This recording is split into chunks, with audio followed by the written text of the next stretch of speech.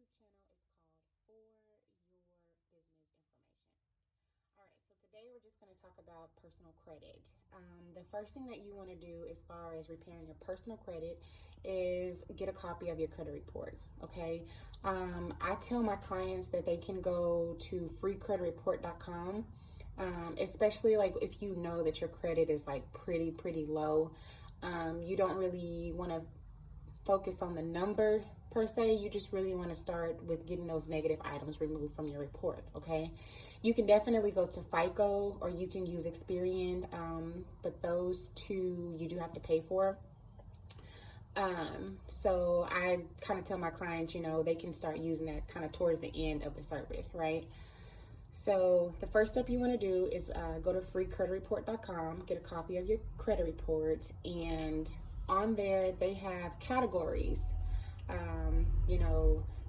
They have categories like items that are reported negatively, items that have reported positively, and so of course you want to focus on the things that are negative, okay? Even if you have an old account on there, like say if you have like an old car loan or old credit card and it's been paid off, but it was like over 7 years ago, but you had perfect payment history or you had great payment history, you don't want to delete that off of there. You want to leave that on there. Anything that's in good standing on your credit report, you definitely want to leave that on there. The things that you need to focus on wanting to remove are charge-offs, repossessions, student loans. Like right now, they have the student loan forgiveness. So I highly recommend that you reach out to your student loan company and discuss your student loan forgiveness, because that will definitely increase your score and help you so much, okay?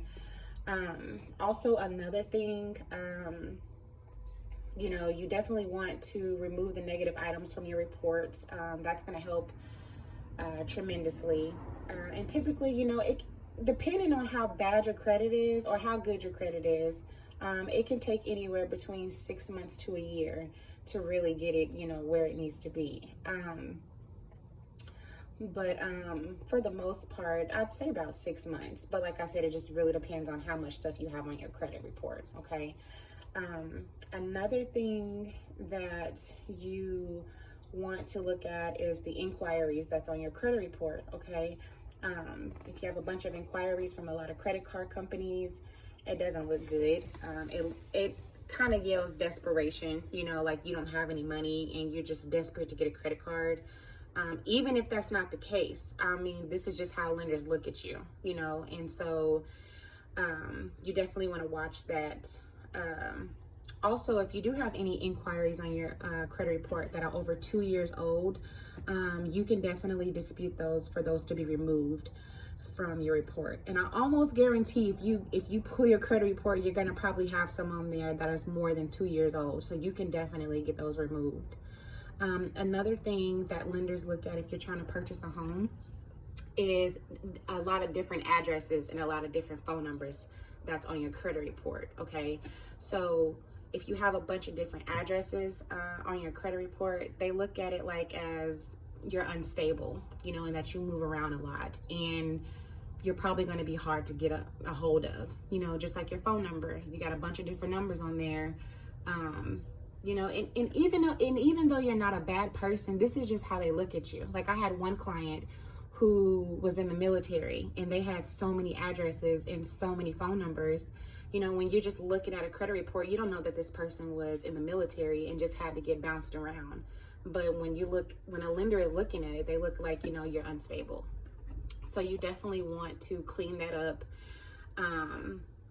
Also, another thing, once you get those negative items removed from your report, you then want to go ahead and start actually building your credit, okay?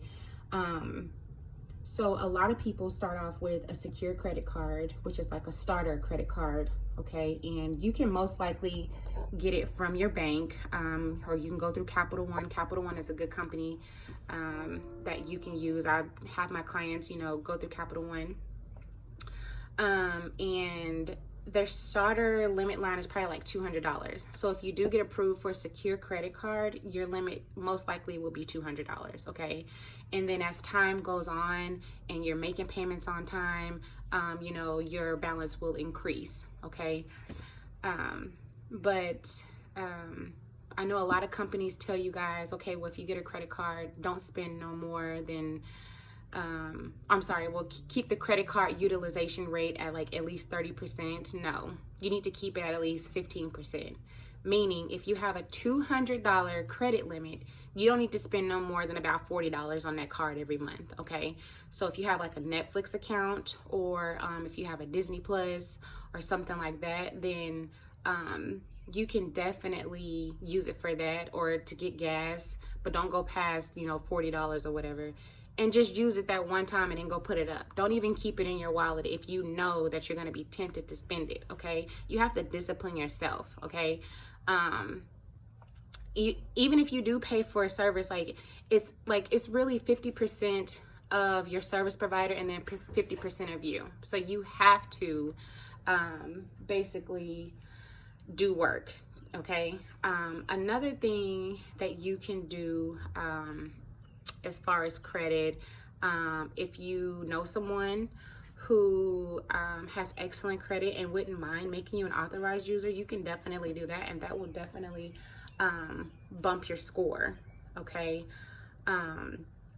But you know, you just have to be mindful, and it does take time. You have to just be patient. Things do not happen overnight. It's going to take a while depending on how bad your credit is.